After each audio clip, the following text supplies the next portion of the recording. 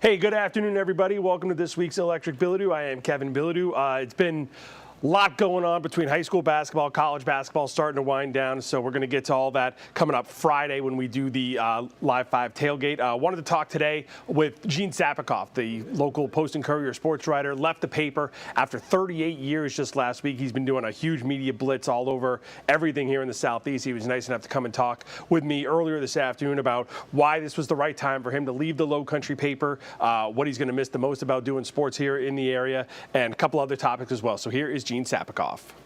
Really excited today because the Sapakoff retirement tour is making a stop on Electric Bilodeau. Gene Sapakoff, who spent almost 4 decades over at the Post Courier, announced his retirement last week, and now joining us here before he starts a long couple years of golf and sailing and whatever else he's going to do in retirement. Gene, thanks so much for joining us. Thanks for having me, Kevin. I really appreciate it. So, really, this came out of the blue a lot, just your retirement announcement. What led to this being the time that you decided it was good to walk away?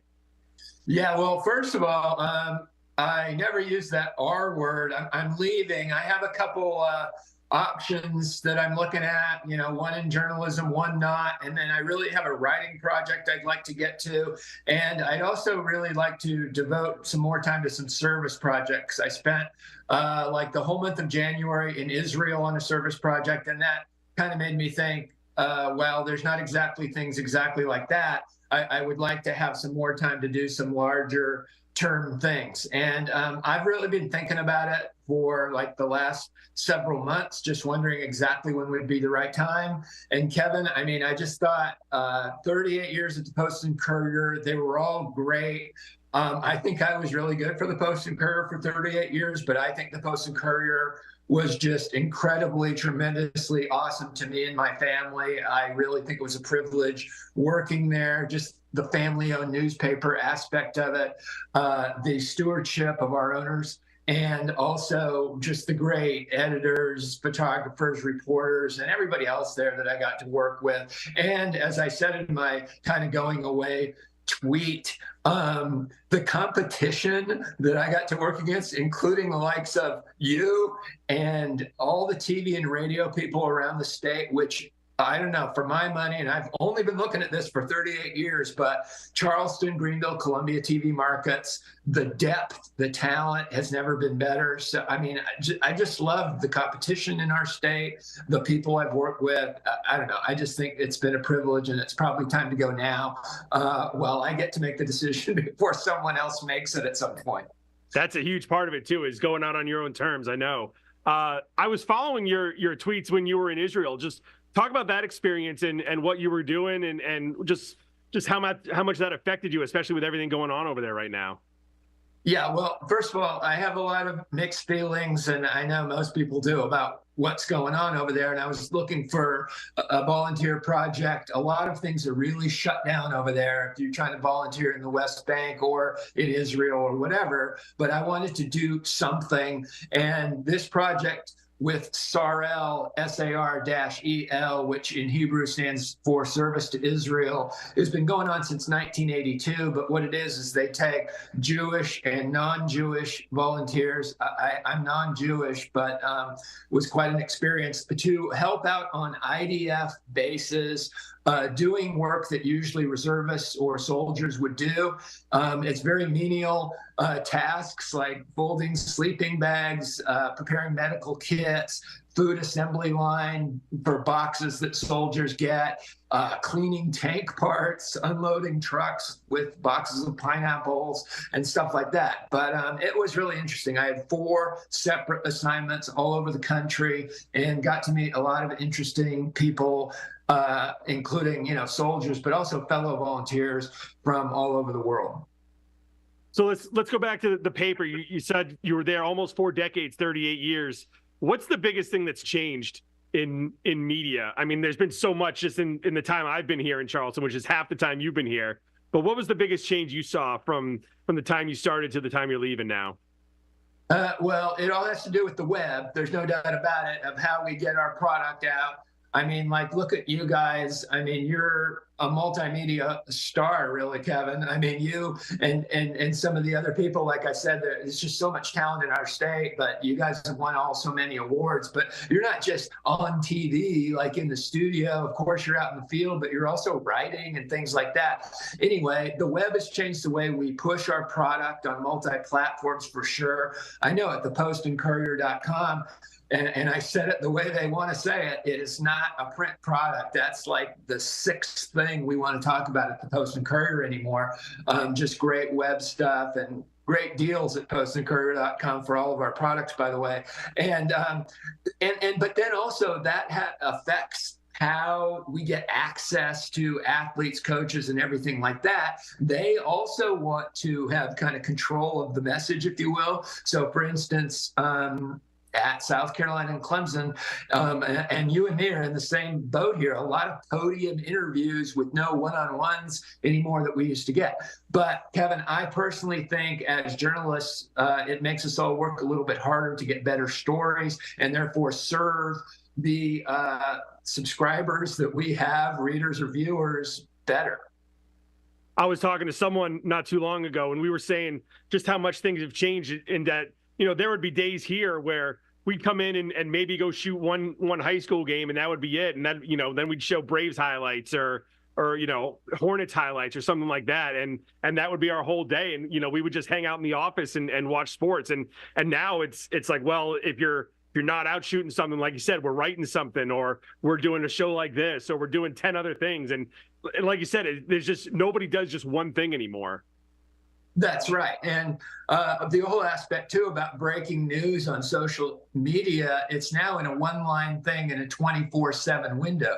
So you're out filming, say, Somerville High School or something, and a player gets injured, or you hear that a coach is leaving. Kevin Bilodeau is breaking that news across the state right now, this second. Otherwise, I mean, I guess you would have waited till you're 5 or 11, or if it was really, really huge, you'd break in or something like that, or have a scroll. But anyway, I mean, things like that. And the 24/7 deadline is both challenging, but also, I mean, I always looked at this as a fun challenge. And most of these changes have been, you and me have favorite teams. I think you might like the Patriots or something like that. Come up once or twice. Yeah, but so I go from my example is that I grew up following the Denver Broncos, and so I like to consume as much news about them as possible. So I can relate to the reader that wants to know about College of Charleston, the Citadel, the Gamecocks, the Tigers, CSU, or whatever. And the competition and the available content out there in all sorts of different ways is better than ever. It's just up to the consumer to pick and choose, what kinds of things they want. We're so hyper local now too. We were talking with someone and saying, there were times 15, 16 years ago where a high school would change football coaches, and we wouldn't know until, fall practice started. We'd go out there for the first day of practice, like, oh, there's a new coach. Okay. Nobody heard about that. And now anytime there's a change, the school's tweeting it out, and then we're on all over it, trying to find who the candidates are and stuff like that. It's become so hyper local with every school.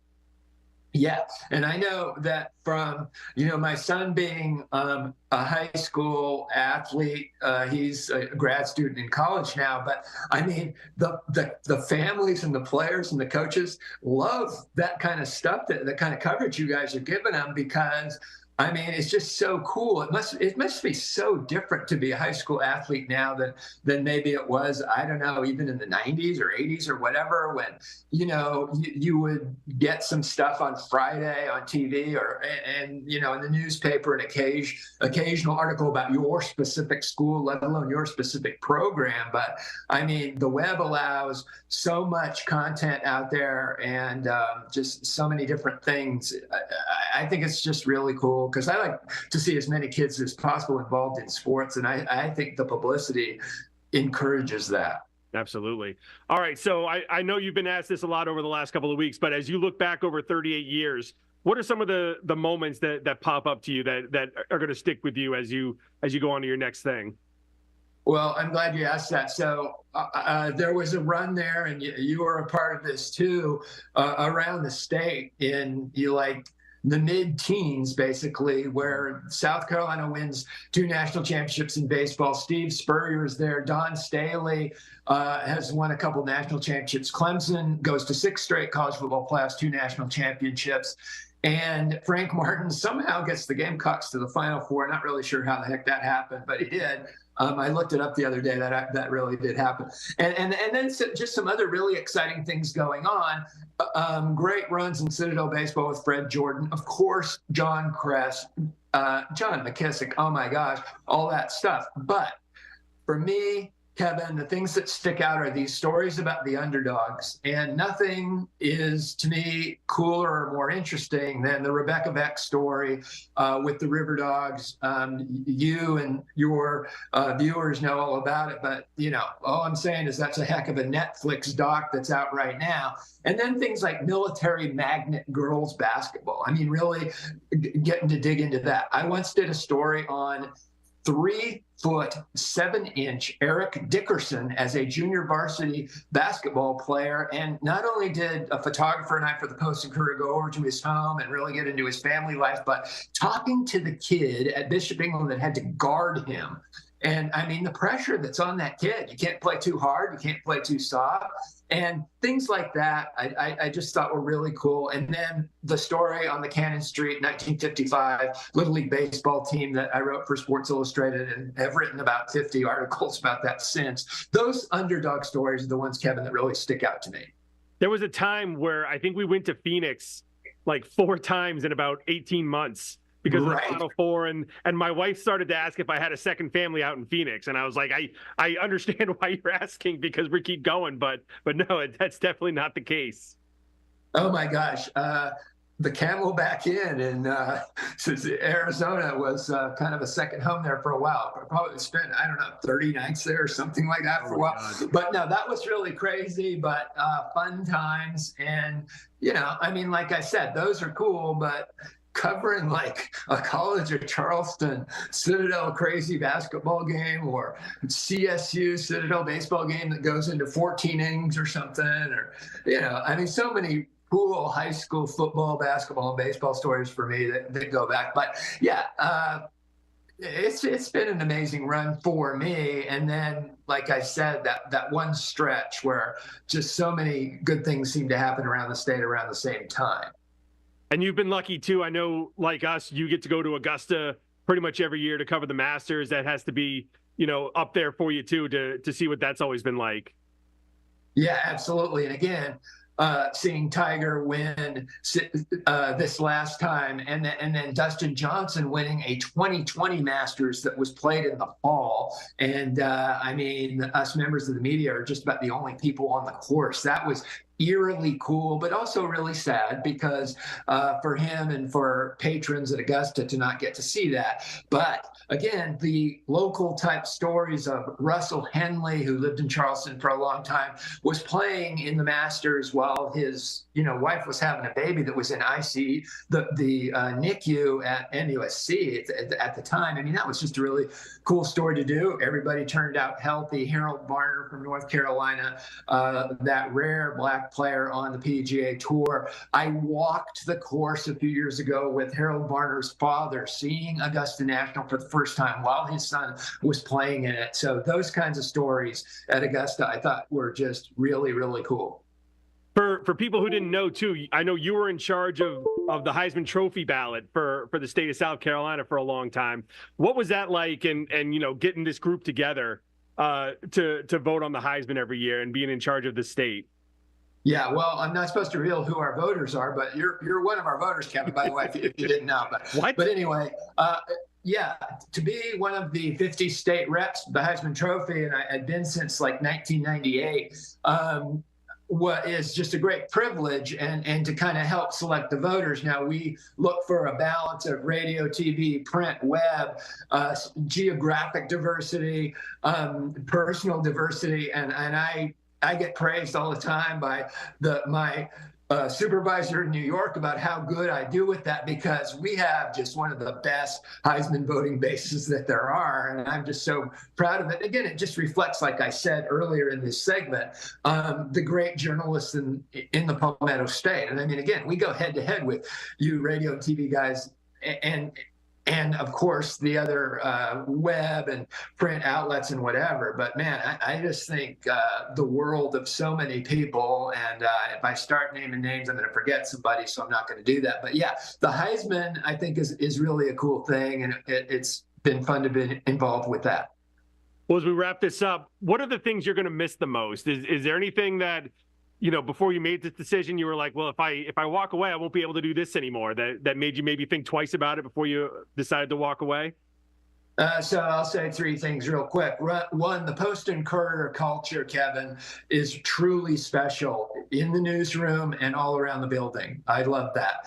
Secondly, like I said, the camaraderie among the competition around the state, and you want to beat your competition in Charleston and in Columbia and in Greenville. You really want to beat them, but the camaraderie among all of us is really good. And then, I mean, some people didn't like driving as much as I had to drive, or flying around the South as much, but I really did enjoy the travel. I tried to take the back roads, tried to go to mom and pop restaurants, and I really loved exploring state parks and hikes and things like that. So yeah, those things are probably things I'll miss the most, not so much the games or the midnight deadlines or whatever.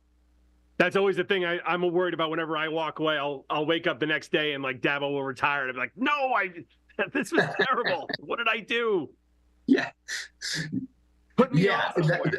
that'll happen, but you know what? You'll be in your pajamas and won't have to run at 1 a.m. and put a story together, and you'll probably enjoy that. So I don't know. The sleep aspect I will definitely take. Well, Gene, we're so excited to see what's next for you. We can't wait to see what the next step is. And just congratulations on almost 4 decades. You were an amazing guy to work with. Always enjoyed talking to you whenever we were at the same spot, and can't wait to see what's next for you. Thanks, Kevin. Congratulations on all your awards, and you're one of the best, and it was great working with you also. Thanks so much, Gene. All right, thanks so much to Gene Sapakoff, and congratulations to him on 38 years in the Low Country. He's been such a great guy to be around at all those events that I've been to over the past, 19 years. Really going to miss seeing him out about in the field. All right, coming up on Friday here at the Live 5 Friday Night Lights tailgate, we're going to have high school basketball, college baseball. Big weekend for college baseball as Clemson and South Carolina get ready to face off. 3 games in 3 different places in 3 days coming up this weekend. So we're going to have much more on that coming up on Friday. Until then, everyone have a great week.